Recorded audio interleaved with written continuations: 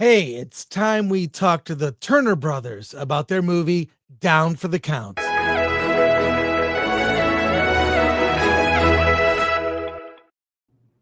Hey guys, Hey, welcome to the Chris. show. Thank you for having us. Now, okay, I gotta right off the bat, your brothers making a movie. How do you keep from fighting? Like that's the one. Uh, just how do you deal with disagreements? Because Tyler, you produced, right? Tyler directed and wrote. Oh, Yeah, I Tyler produced them directed, both. wrote. Kyle, you produced. Okay, there you go. But how do you mitigate any disagreements? Well, I feel like he just supported my vision. I had written the script and he really loved it. He thought it was, the perfect way to reinvent the vampire genre. So all along, he just kind of supported what I was doing. Mhm. And so there really was never much conflict between us. Yeah, and so fortunately, Tyler, he's went to film school and did a great movie in film school, and then this is a big step up for us on this. So for me, it was just an opportunity to support my brother and do something that maybe we'll only be able to do once in a lifetime and tell our story the way we wanted to tell it without outside influences. And he did let me put a few little creative bits in throughout the story. So there are a few things in there that I can look at and know were my input. But for the most part, I just let Tyler lead and tried to make sure that we could accomplish the things that we wanted to. And I think, I mean, when you make a film, as you know, especially an indie movie, you have to know your filmmaking partners have your back, and who better than family, right? Right. So, Yeah, that's true. Yeah. Fortunately, I never had to say no. So we barely made it through. Finances barely held out, but we made it.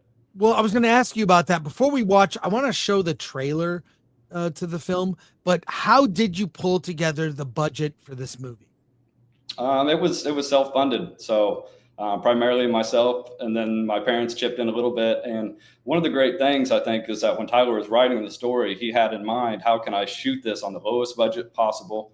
And we were able to shoot a lot of different scenes in one location, and the gritty sort of LA street feel of the movie was, of course, a little bit lower budget for us as well. So we didn't have so many big places we need to rent, and the practical effects and other things that Tyler was able to do to make it look like we spent a lot more than we did. And then the other thing that's great is shooting in LA. I know it's difficult for major productions and costs, but we were able to rent a lot of equipment, get a lot of great actors and great help, and people who just wanted to volunteer. So, and being able to rent the sites online and scout them out. So it's just it was a really cool experience to watch Tyler do all that. And Tyler, how'd you work with the limited budget? I actually think it can be a help because Yeah, yeah. money can't solve every problem. You have to be creative. Yeah, anytime we ran up upon issues, we always thought, how could we make it better than we previously intended? So you're right. Yeah, sometimes the limitations just create greater creative opportunities. And like Let's you were saying, we got out into Los Angeles and we filmed in the streets, but ahead of time, we picked really nice choice locations that already had excellent lighting. So it, looked cinematic. cool. And A then lot of guerrilla filmmaking. this is a vampire story. What I Yes. love about vampire films, it's the basic rules of what vampires have been, established in movies, but I like the little wrinkles on the rules or like a little change or something. And I feel like vampire lore is something that's always evolving. So, what did you like think to include that would give it a slightly different spin or some new nuance? Well, it kind of started with the idea of dealing blood vials on the street, and Mhm. then the idea that these vials are smokable or you can vaporize them. So that when they would smoke the blood, they would blow out these red plumes. We just thought that was a really cool and different aesthetic. But then it also kind of reflects, the human struggle of addiction and homelessness and that sort of thing. Yeah, so we were able to kind of show a less sexy, if you will, side of vampire life. You think you lose your friends and your family, you suffer betrayal, he becomes homeless, he's addicted. That's just things that are horrifying in real life. Imagine any of those things would be horrible And that was one of the things we really wanted to touch on as well with this theme was the homelessness and sort of draw a parallel to the fentanyl crisis and some of the other drug addiction things that are going on the street, because that's the way we look at it, is that these people are no different than any other addict. You know, they're doing what they need to do to get through the day. And oftentimes that ends in homelessness. And so that's why there were so many, you know, homeless vampires, is to kind of draw that parallel. And of course we shot in Skid Row for some shots and things like that to try and really bring that through. Yeah, I mean, that's what's fun about genre films, sci-fi and horror, is you can play with themes or real life without being preachy, but comments, on what is happening in the world. I have the trailer. We should watch it together. Yeah, let's do it. Share it with the audience. I have it right here. So I'm going to mute myself while we play the trailer here. But here, let's check it out. The blood mob creates customers for life. People who don't want to kill, but need blood to survive. And each night follows the same pattern. Distributing vials to the scattered camps throughout the city, and then making my drops to sergeants, collectors before dawn. We're in hell, man. We'll be doing this shit till the end of time. This sweet nectar feeds the supreme being in all of us. And we reflect to our Lord, the Count, that no one stands in the way, because our mission will be accomplished. See, all I've been doing is searching for a way out. Haven't found anything but dead ends, but I'm still searching.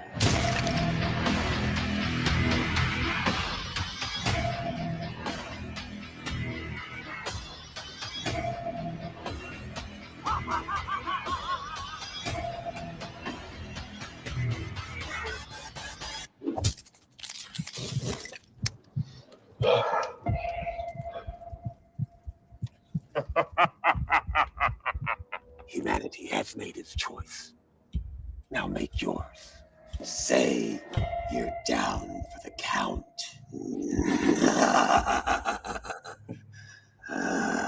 Yes. It looks amazing. That's great. I like the red. I love the red smoke. Like, as you were talking about, like red plays a color, or plays a role in the film as a color. So yeah, it was a difficult effect for them to accomplish. So we did. One of the things that I didn't have to tell Tyler no was going back and redoing the smoke over and over again, because it's apparently a pretty difficult effect, and with the low light and other things. But I thought Moonshine did a great job for us in post production, so we were super happy with everything they did.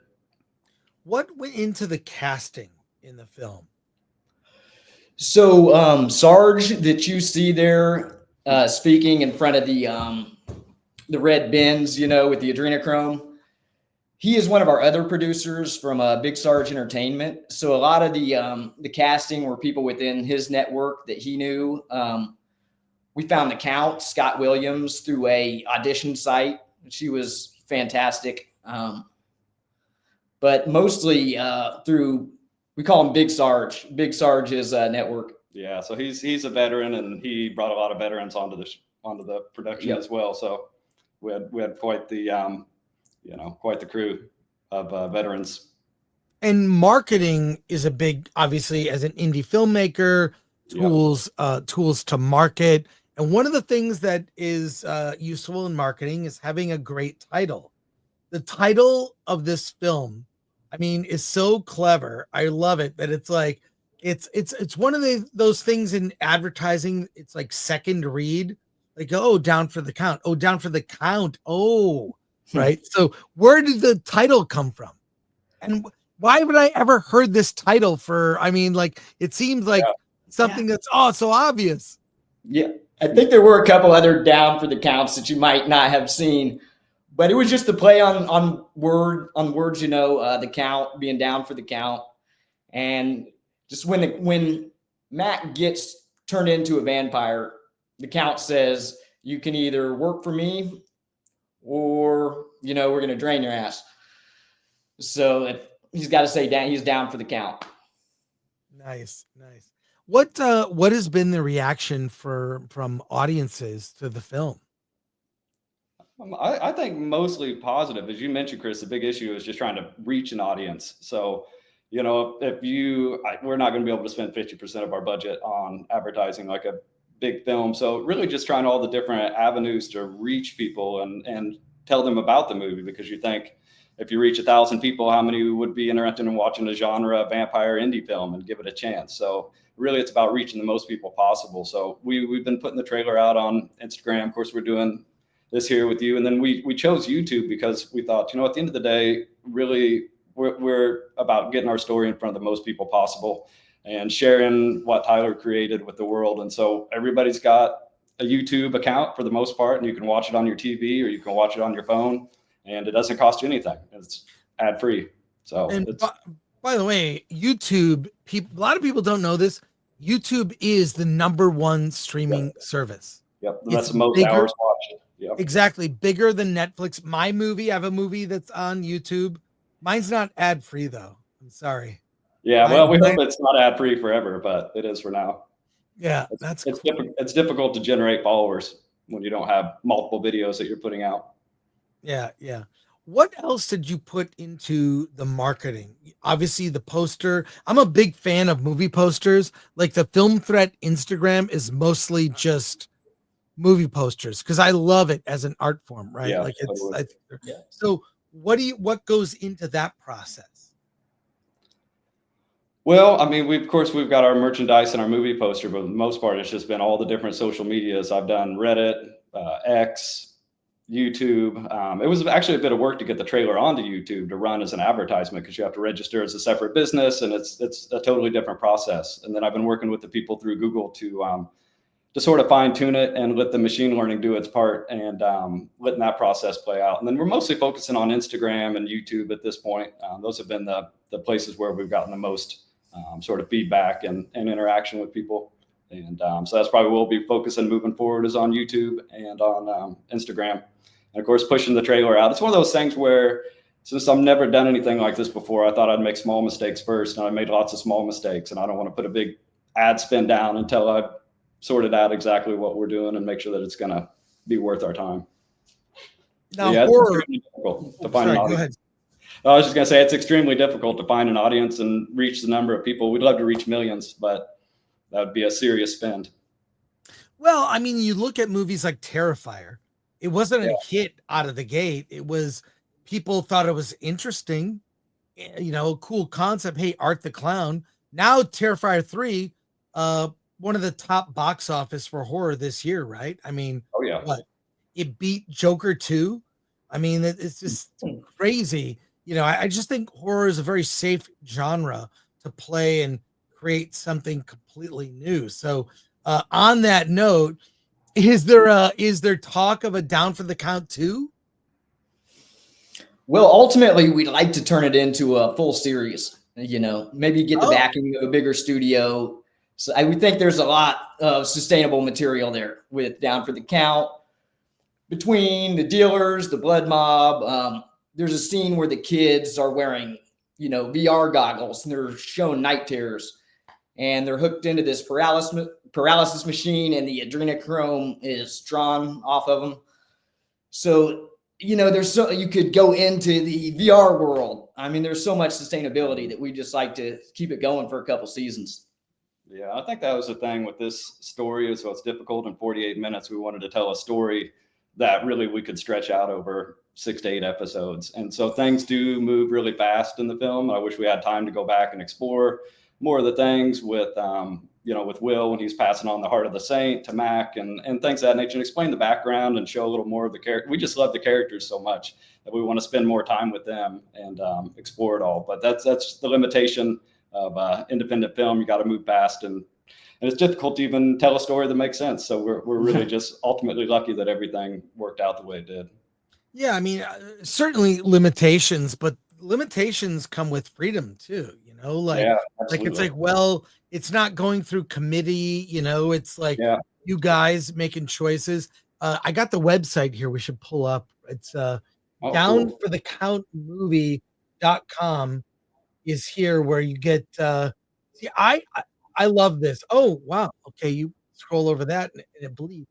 Yeah. Our, one of my best friends has a startup that I'm invested in, and he built out the website for us. So that's their work. That was VH3 out of the UK in London. So he did a great job with it. I think it's one of the I think it's one of the cooler movie websites, and there's a lot to read on there as well, which kind of explain the backstory of the film. Right. And tell you about the Heart of the Saint and all the wars. You could spend 20, 30 minutes on the website reading all that if you were so inclined. Yeah, trailer, backstory. It's they did the smoke effect too on the background, which we thought was really cool. Sweet. So the backstory digs deeper into the horror Down for the Count and the Heart of a Saint and kind of the ancient history or ancient truth in the story. Yeah. And the structure of the blood mob and those types of things. Yep. So And there's merch. Yeah, of course. A couple t-shirts, a sticker, and a poster. And you can contact you guys through the website. That is correct. Yeah, go to downforthecountmovie.com. What do you think is the biggest lesson? I mean, for your first big project now getting attention, what is the biggest takeaway from doing this and accomplishing this?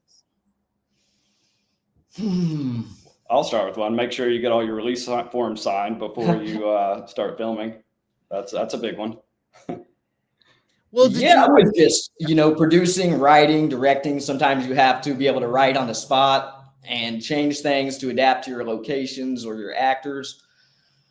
So just probably the main thing I took from it is don't get married to your script and, be open to new ideas, better ideas. Just always keep, one ear open.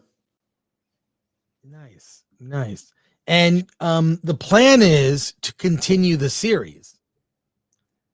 Yeah, that's the dream. That's the ultimate dream, is to get some studio backing maybe and do a full, series. Yeah, because we think we could do it on a low budget. I mean, relatively, I don't think there's any reason that it would have to be a big budget affair, but that would be the goal, is to finish out the story. And we know the landscape of Hollywood right now and the film industry in general, and it's not 2020 and 2021 where every streaming service is trying to grow. Now they're trying to become profitable. And so we sort of understand the challenges that are present. So we were just happy to be able to create something. And like you said, no restrictions, because I don't think a lot of studios would want to show androids draining the blood of terrified children for vampires to smoke later, and those are just things that somebody may have input on. So to be able to tell your own story, at least even one time, is really the gift. Cool.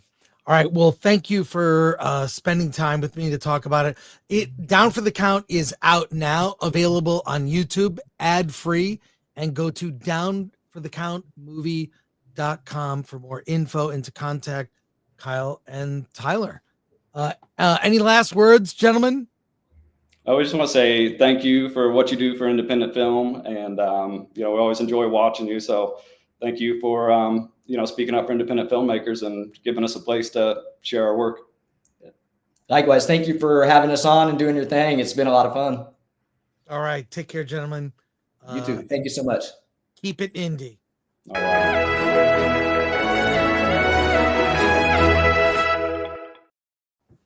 Sorry about that.